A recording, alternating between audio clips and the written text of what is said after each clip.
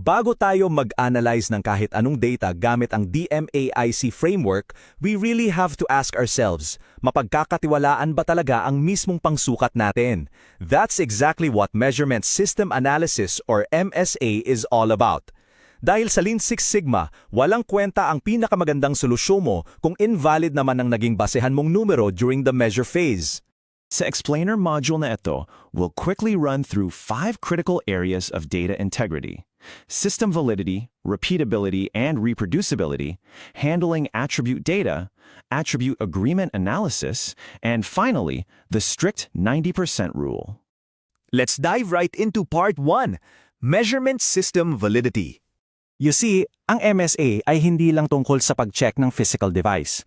It evaluates the whole shebang, kasama ang measurement instrument, ang operator o tao, and even the procedures used for collecting and recording data.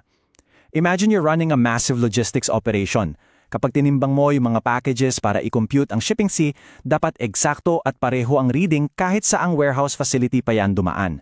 Parang pagtimbang mo sa bahay versus sa gym, it should be exactly the same. Quick tip, you can easily set up an automated template sa Microsoft Excel to log and monitor these daily system calibration checks para sure tayong valid palagi ang baseline data natin. Sa ating DMAIC roadmap, ang MSA has a massive operational impact because it literally must happen early in the measure phase. Hindi ka pwedeng tumalon sa analyze phase para maghanap ng root cause kung kaduda-duda pa ang data mo. Did you know that bad data costs companies millions in rework every year? Isipin mo, kung sira ang timbangan natin noong measure phase, lahat ng statistical analysis na gagawin natin sa analyze phase will just point us to the wrong conclusion, and nobody wants to make business decisions based on bad data, right? Moving straight into part 2, repeatability and reproducibility. Pagdating sa continuous data, like handling time sa isang BPO or transaction time sa isang retail counter, we evaluate 2 main things. Una is repeatability, which is basically the consistency ng isang tao. Meaning, same appraiser, same item, same conditions. Kung si Agent A ang nagtag ng call length, pareho ba yung result niya if they do it all over again? Then, we have reproducibility. Ito naman yung consistency across the entire team. Different appraisers, same item, same conditions. Kung sina Agent A at Agent B ang sumukat ng exact same transaction, magkapareho ba sila ng makukuhang sagot? In modern operations, magandang i-hook up ang data na ito sa Microsoft Power BI. That way, mabilis nating mabivisualize yung variance gaps and see immediately kung ang problema ba ay nasa isang ahente lang o sa buong proseso na. Which brings us to part 3, handling attribute data. Now, what if hindi eksaktong numero ang sinusukat natin? What if categories siya?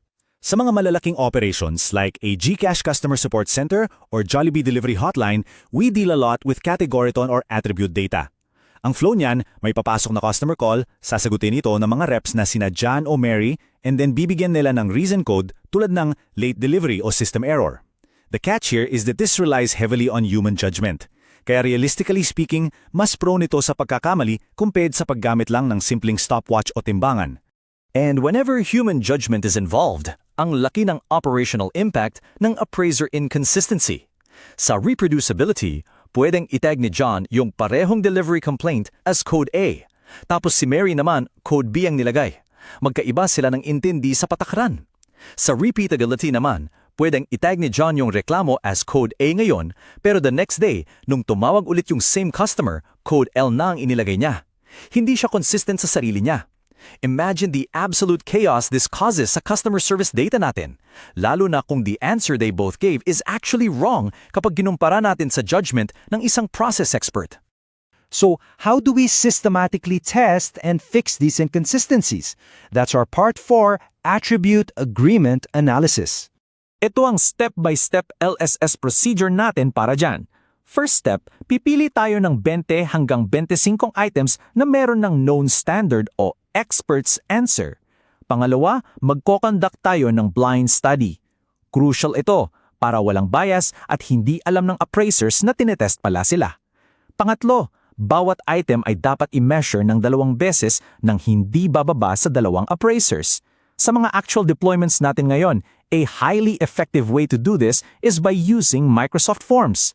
It lets you collect their answers securely and quickly for your blind study. Finally, we arrive at part 5, the 90% rule. Once we get the data from our blind study, we look at 3 strict evaluation metrics based sa LSS logic. Una, yung percent agreement between appraisers. Ito yung sumusukat sa reproducibility ng buong team. Pangalawa, the percent agreement within appraisers, checking the individual repeatability. At pangatlo, the percent agreement with the expert. Kasi we need to know kung tama ba talaga yung appraisal nila sa standard. Mahalagang makita natin ang scores sa lahat ng ito.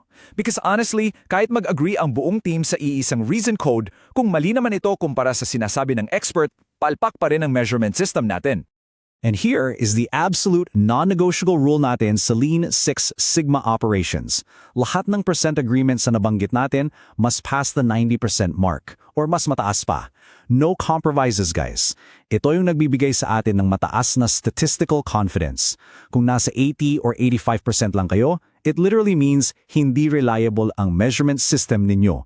Kailangan nyo muna itong ayusin. Baka kailangan ng retraining ng mga agents, or maybe you need to refine the definitions ng mga reason codes nyo bago kayo mangolekta ng totoong data para sa project. It all boils down to that famous saying in data analysis and operations, garbage in, garbage out. Hindi talaga pwede na invalid data ang gagamitin natin para gumawa ng mga matitinding desisyon na makakaapekto sa pera at kalidad ng ating serbisyo. Kaya as we wrap up this explainer, I'll leave you with this question to think about. Based sa higpit ng prosesong natutunan natin, gaano kayo kasigurado na mapagkakatiwala nyo talaga ang data na nakikita nyo araw-araw sa inyong mga operational dashboards?